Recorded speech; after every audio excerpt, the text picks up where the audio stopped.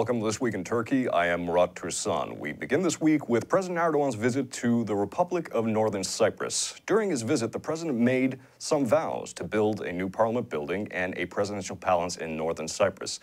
But another vow gathered criticism from the international officials and heads of state to resettle the closed city of Varosha with Turkish Cypriots. The city was abandoned in response to a Greek military coup. Ever since, the northern part of the island and Varosha have been internationally recognized as illegally occupied territories. Naturally, this announcement garnered criticism from Cyprus, Greece, US, as well as the European Union. President and AK Party chairman Recep Tayyip Erdoğan concluded this week's visit to the Turkish Republic of Northern Cyprus with an event marking the 47th anniversary of the Cyprus operation. Erdogan announced several new projects, including the construction of a parliament building and presidential palace. The discussed presidential palace was included in the Turkish Northern Cyprus Action Plan signed at the beginning of March. In this agreement, it was revealed that a new presidential palace would be built for the Northern Cypriot president. Erdogan announced that life in Varosha would begin once again while speaking at a ceremony in the Northern Cypriot capital of Nicosia. Life will begin once again in Varosha. In the light of these works carried out in accordance with property rights, the doors of a new era will open in Varosha, from which everyone will benefit. The fact that the initiative will start in the pilot area, which corresponds to 3.5% of closed Varosha, reveals how sensitively the Turkish Cypriot authorities approach this issue. Greek Cypriot leader Nikos Anastasiades stated that Turkey's aim is to change the status of the region. He said, "I want to send this strong message to Erdogan. The steps he will take and his demands are unacceptable." Anastasiades demanded that control of the region be given to the UN. Greek Foreign Minister Nikos Dendias said, "We condemn the statements made by the Turkish side regarding the opening of a part of Varosha." United States Secretary of State Antony Blinken criticized Erdogan and Tatar for the transfer of parts of Varosha to Turkish Cypriot control. We need partners, we need to be united. EU Commission Vice President and High Representative Joseph Borrell expressed his concern about Turkey's Varosha initiative and described the plan as unacceptable. Spokesman of the Ministry of Foreign Affairs, Ambassador Tanju Bilgic, in response to the criticisms of the EU, stated that the EU is disconnected from the truth regarding Cyprus. Bilgic invited the EU to see the realities on the island and end its policy of ignoring the rights of Turkish Cypriots. Joining me now, Esra Aygın, freelance journalist on the ground in Northern Cyprus right now. Ms. Aygın, thank you for joining us. Thank you. I want to start off by asking you what we're all wondering about President Erdogan's visit. Why has President Erdogan visited when he did? Is there any significance in the timing, in your opinion? Yes, I believe the timing is very symbolic, has a very high symbolic value. It was the 47th anniversary of the Turkish operation in Cyprus. And so by coming here and making the statements that he made on the 47th anniversary of Turkey's operation in Cyprus, I think was highly significant. It signified, or it gave the message that Turkey is going to continue to be in Cyprus. Turkey is going to be present in Cyprus, probably more present than ever, and Turkey is going to have new policies in Cyprus. So yes, I do believe that it was carefully selected. I see. And as we know, President has made a few promises last week, everything from presidential palaces to resettling of territories. What is Erdogan hoping to gain here, politically speaking? Yes, I think there were two significant messages in Erdogan's different speeches in Cyprus. One of them was that Turkey is not going to change its policy on Cyprus. As you know, Turkey, for the last year or year and a half, has been advocating a two-state solution in Cyprus. So Turkey has shifted away from the decades-old federation federation policy. And Turkish officials are saying that federation is no longer feasible, it is no longer possible, and the realities on the island are that there are two separate people, two separate states, and these two states should be recognized as two sovereign equal states, and the solution should be between two equal sovereign states.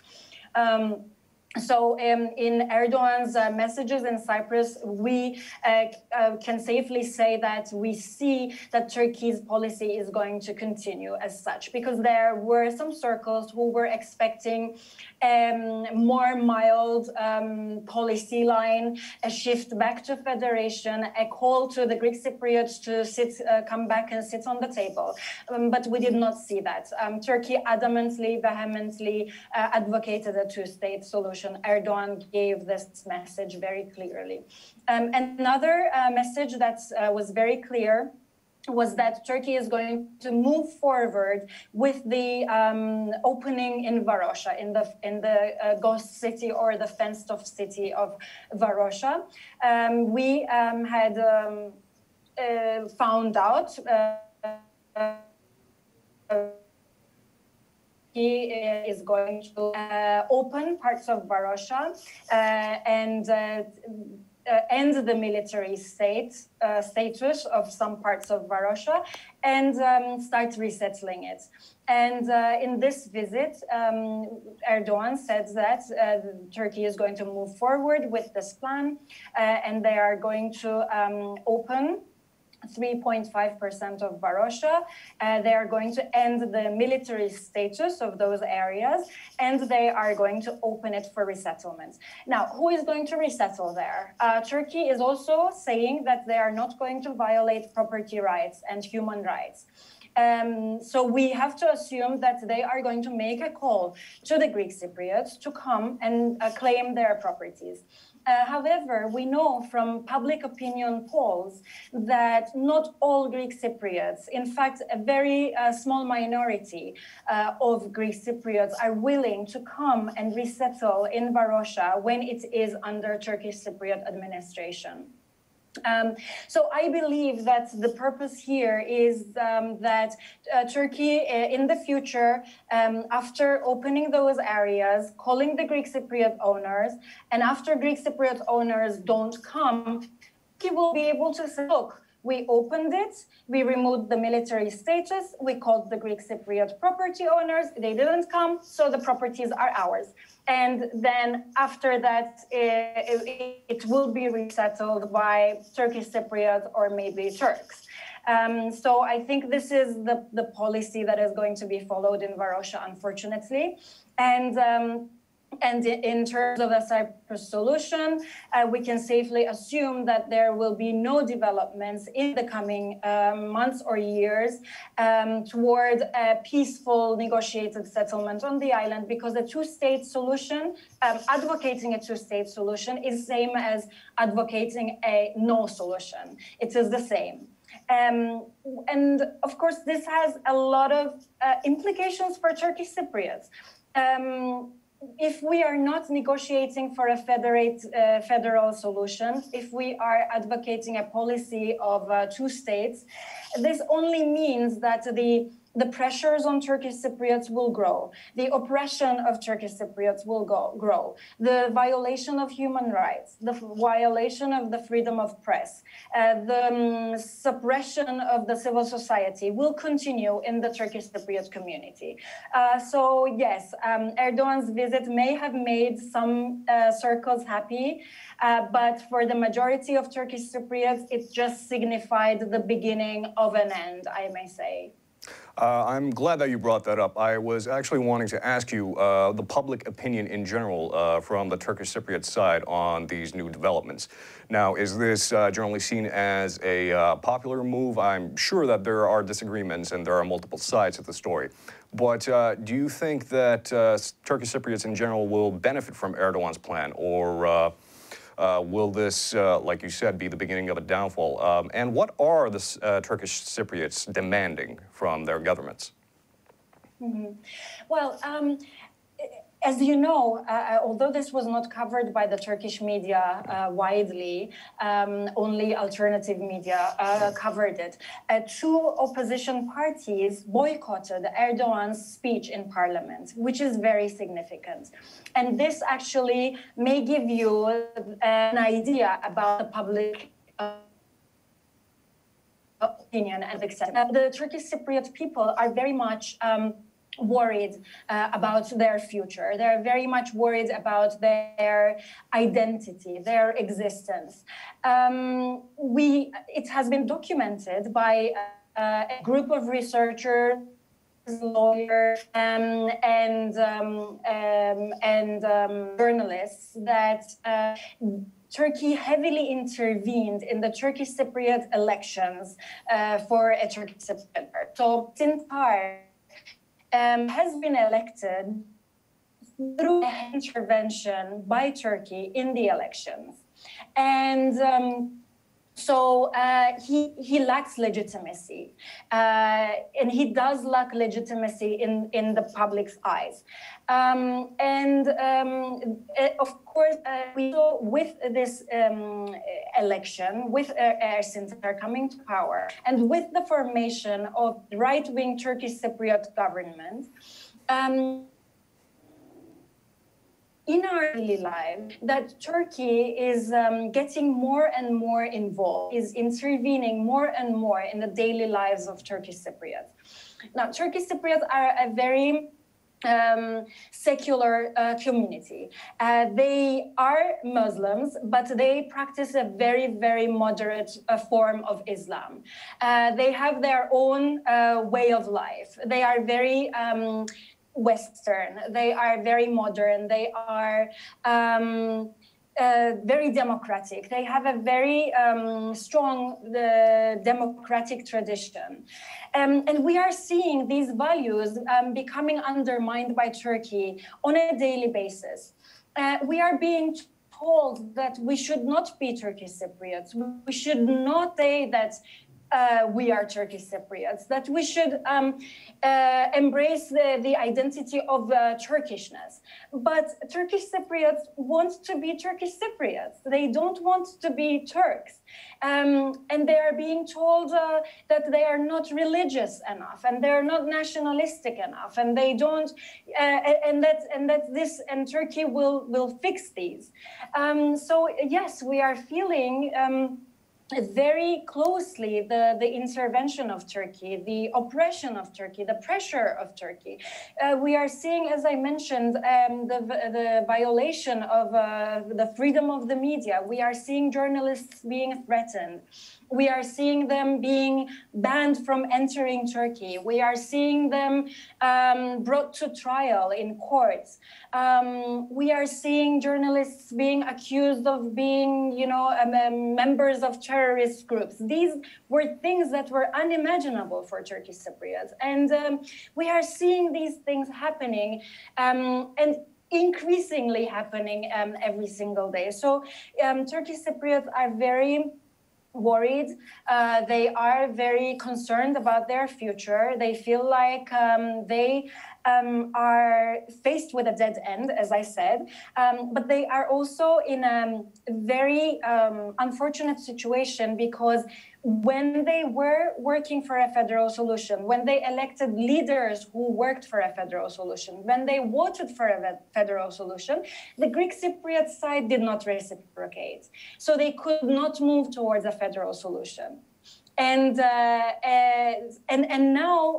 they are moving towards Turkification, if I may say, and annexation. We can call it an annexation, even if it is not a formal annexation, but de facto annexation of the Turkish Cypriot side with Turkey. And yes, Turkish Cypriots are worried.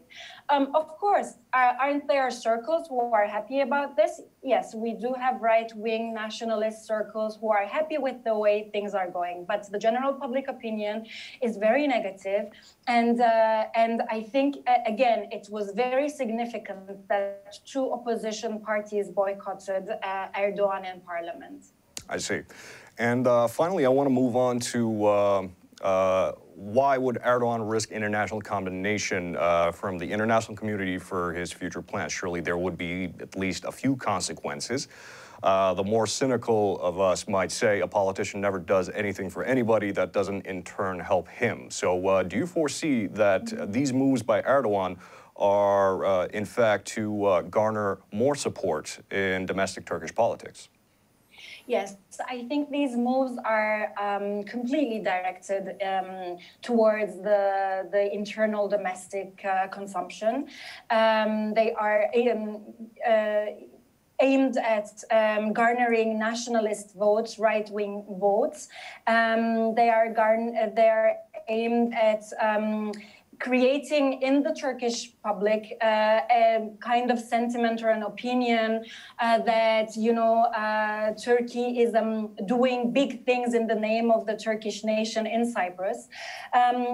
And yes, I think they are definitely aimed at the upcoming Turkish elections. So totally internal consumption. Because internationally, as you said, these moves are not going to bring any good to Turkey. And on the contrary, as you also mentioned, there have been reactions from the European Union, from the United States of America, United Security Council resolution condemning Turkey and its actions in Cyprus. So yes, internationally, these moves are not going to add anything to Turkey, but internally, domestically, they are going to probably gain Erdogan the support of the nationalist circles, and this is what he is going for. I see. Esra Aygın, thank you so much for joining us. Thank you. Turkey continues to host the largest number of refugees in the world, with a total of estimated close to 4 million, majority, of course, coming from Syria, but also to a lesser extent from Afghanistan. As the United States' two-decade war in Afghanistan comes to a close, Taliban appears to be intent on capitalizing on the power vacuum. Afghans formerly in the National Army and others cross into Turkey through the Iranian border, seeking jobs and safety. However, this has once again led to the rise of anti-refugee sentiments in Turkey, with the main opposition party chair Kemal Kılıçdaroğlu vowing to send refugees home. The escapes from the Taliban continues as the US began to withdraw its troops from Afghanistan. Afghan migrants who have been fighting civil war and poverty for years are leaving their countries due to a lack of security.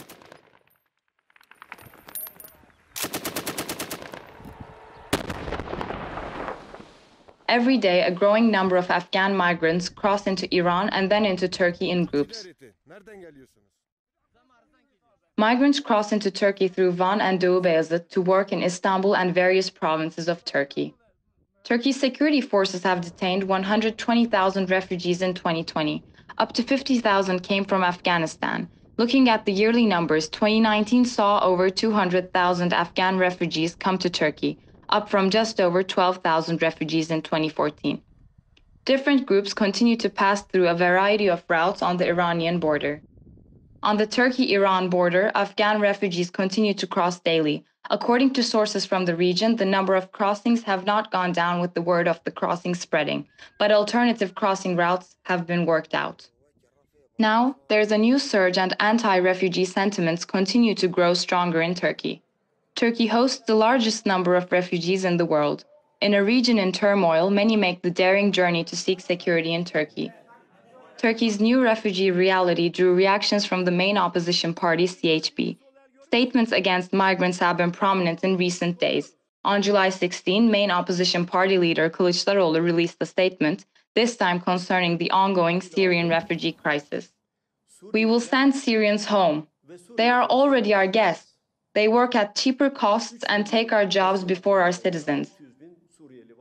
Afghan refugees, however, represent a disproportionate share of international asylum applications received in Turkey.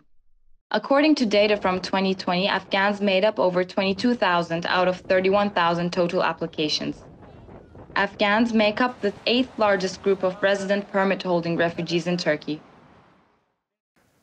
Last week, there was an atmosphere of hope and joy at the famed Boğaziçi University. Boğaziçi University students had been protesting the appointment of their new rector for 6 months. However, on July 15th, the appointed rector, Dr. Melih Bulu, was finally removed from his position by presidential decree, the same way he had been appointed earlier this year. However, his replacement, Dr. Naji İnci, was quick to exact his revenge, as he lost no time in firing one of the faculty members, Candan, who was so active in the protests against Bulu that some say he became a household name. After 6 months of protests against his appointment, Boğaziçi University rector Melih Bulu was removed from his post by presidential decree on July 15th.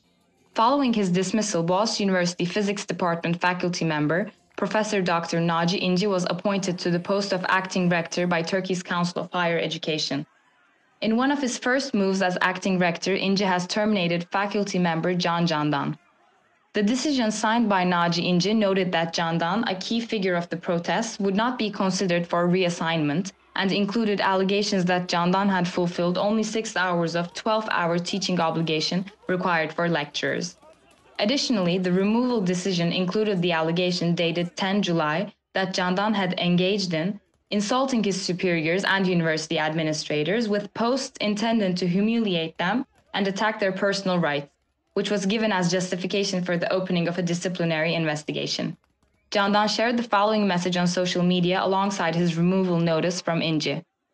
Naji İnci has sent the following message regarding the termination of my position at Boğaziçi, which I have held since 2007, a decision which has been made without consulting my fellow faculty members and department colleagues.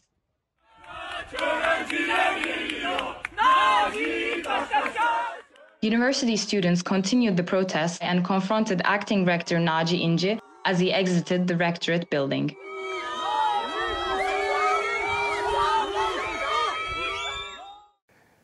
Yesterday marked the 6th-year anniversary of the Sewage Massacre. The event known as Sewage Massacre was a suicide bomb attack that targeted a majority ethnic Kurdish left-wing group that left dozens dead and even more injured. The Islamic State claimed responsibility for the attack, but thousands claimed that the government had prior knowledge of the attack and ignored it, then attempted a cover-up. On the 6th-year anniversary of the massacre, protesters gathered in Istanbul to demand answers. But it wasn't long until the protesters clashed with the police. Our very own Sema Kızılarslan was on the scene.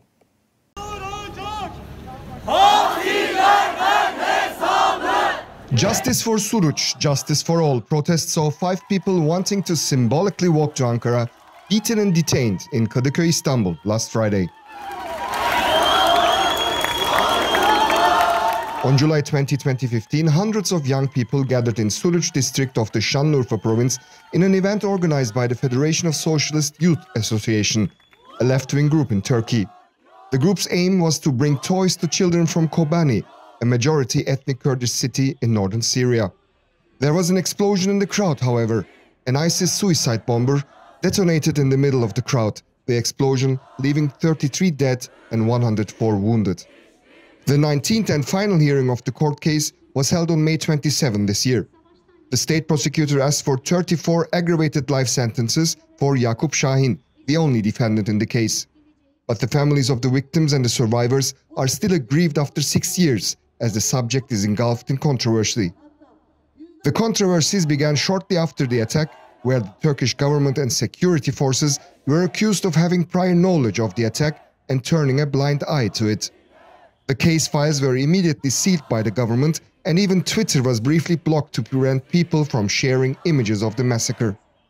Last year, after the unsealing of the cases, the lawyers of the victims claimed that 5 hours of recordings of the crime scene were missing, and after an 18-month investigation period, evidence had not been collected. On Friday, the crowd seeking answers gathered in Kadıköy, one of the most well-known districts in Istanbul. However, the protests turned violent when the protesters demanded to walk.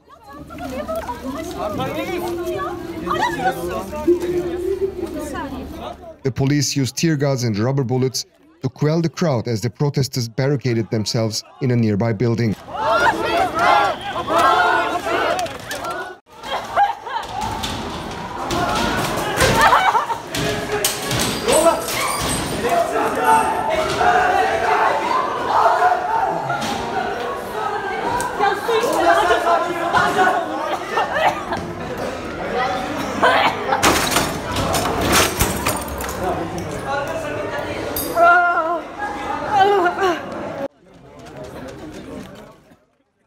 5 people were allegedly beaten by the police and detained after the protests. That's it for us in This Week in Turkey. I have been Murat Tursun, and thank you again for joining us. Türkiye'nin sivil, bağımsız, özgür ve çoğulcu bir medya ortamına ihtiyacı var. Medyascope 20 Ağustos 2015'te bu ihtiyacı karşılamak üzere yola çıktı. Ama yolumuz uzun. Bu yolculukta bize Patreon veya YouTube'un katıl butonu üzerinden katkıda bulunabilirsiniz. Destek verin, sizinle güçlenelim.